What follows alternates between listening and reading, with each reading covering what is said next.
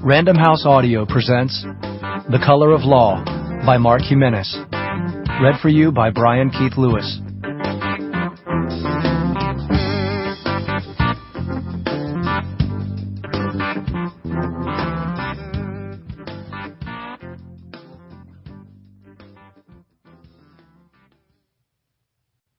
Epigraph.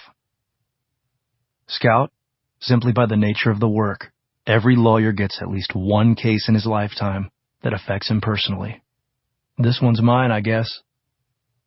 Atticus Finch in To Kill a Mockingbird by Harper Lee. Prologue.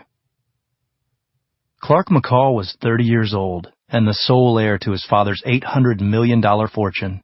He was also a major league screw-up, or so his father often said, usually right before threatening to cut Clark out of his will. Usually because of nights like this, drinking, drugs, and girls. It was Saturday night, and Clark, drunk on whiskey and wired on cocaine, was trolling for a hooker in his father's Mercedes-Benz.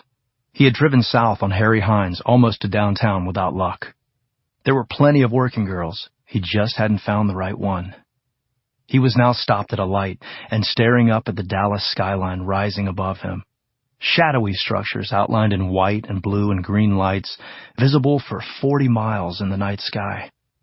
Looking up like that made him feel a little woozy, so he fumbled for the power switch and lowered his window.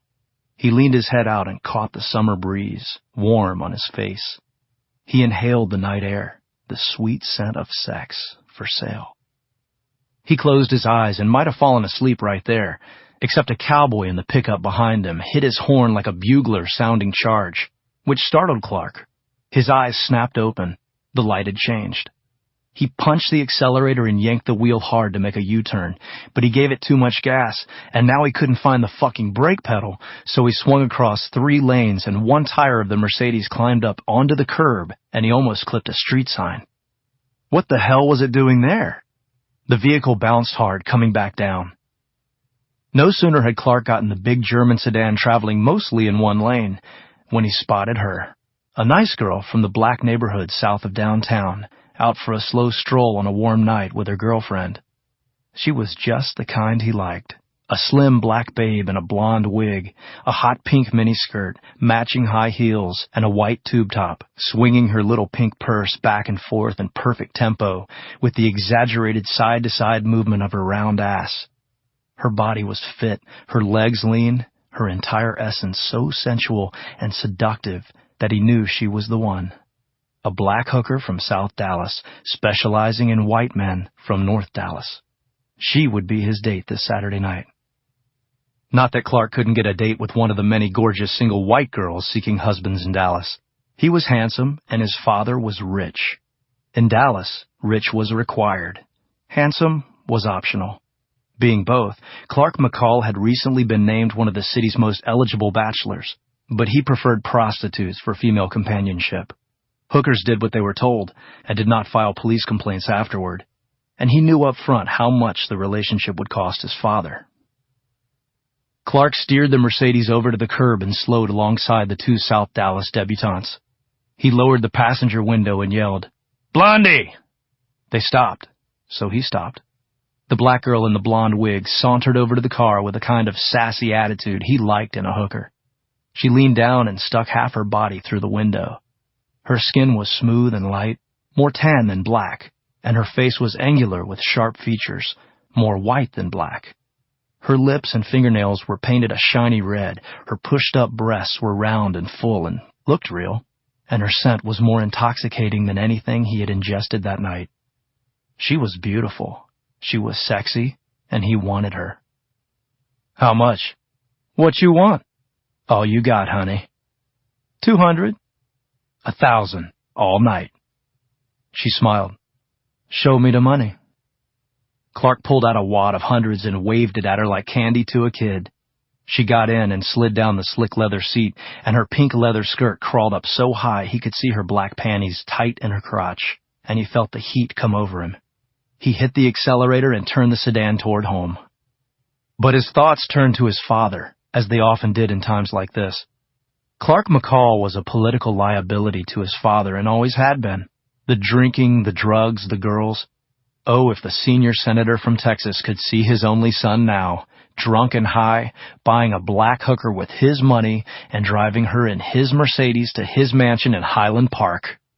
Of course, his father's first thought would be political, not paternal. What damage would be done to his campaign if the press got wind of his son's latest indiscretion? Clark laughed loudly, and the hooker looked at him like he was crazy. At least he came home to Dallas to be indiscreet. Still, if his father found out that he had flown back home again, there would be more angry threats of disinheritance. But Clark would be back in Washington before the honorable senator knew he was gone. He laughed again, but he felt the rage rising inside him, as it always did when he thought of his father, a man who wanted the White House more than he ever wanted a son. United States Senator Mac McCall looked over at his second wife and thought what a handsome first couple they would make. They were sitting in the leather wing chairs, enjoying a quiet Sunday afternoon in their Georgetown townhouse. Across from them on the sofa sat the two men who would get them into the White House. Their political consultant and pollster were poring over the latest poll results and focus group studies and staking out McCall's positions on the political issues of the day.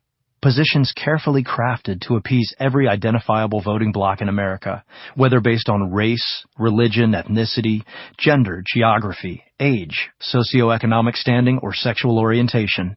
Anyone who could cast a vote for Senator Mac McCall.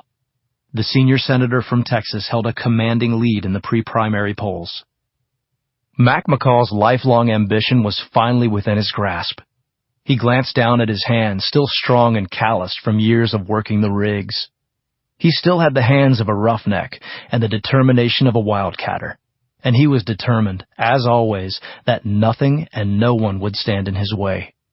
He would officially announce his candidacy on Monday. Then he would spend $100 million or $200 million or whatever it took of his own money to win the White House. He had learned long ago that with enough money, a man can buy anything and anyone he wants, be it an election or a younger woman. Mac McCall had enough money to buy both. He turned his eyes to his wife again and admired her beauty as if for the first time.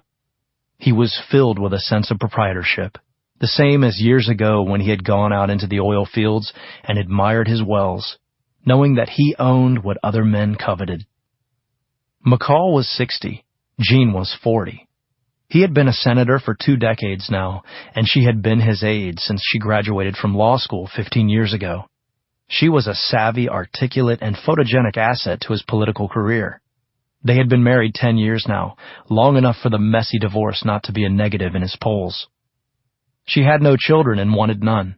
He had a son, Clark, from his first marriage, the consummate ne'er-do-well offspring of wealth, a 30-year-old adolescent.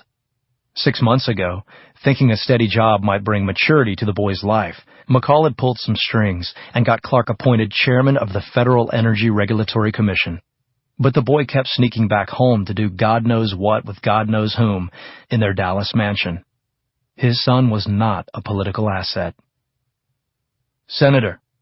Bradford, the butler, appeared in the arched entry to the living room, holding a portable phone and wearing a dazed expression. It's Clark, sir. McCall waved him off. Tell him I'm busy. No, sir, it's the FBI from Dallas, calling about Clark. The FBI? Jesus Christ, what the hell did he do this time? Nothing, sir. He's dead. Chapter 1. What's the difference between a rattlesnake lying dead in the middle of a highway and a lawyer lying dead in the middle of a highway? He paused. There are skid marks in front of the snake. His bar association audience responded with polite laughter and diplomatic smiles. Why did New Jersey get all the toxic waste dumps and California get all the lawyers? He paused again. Because New Jersey had first choice. Less laughter, fewer smiles, a scattering of nervous coughs. Diplomacy was failing fast. What do lawyers and sperm have in common? He did not pause this time. Both have a 1 in a million chance of turning out human. All efforts at diplomacy. Sample complete. Ready to continue?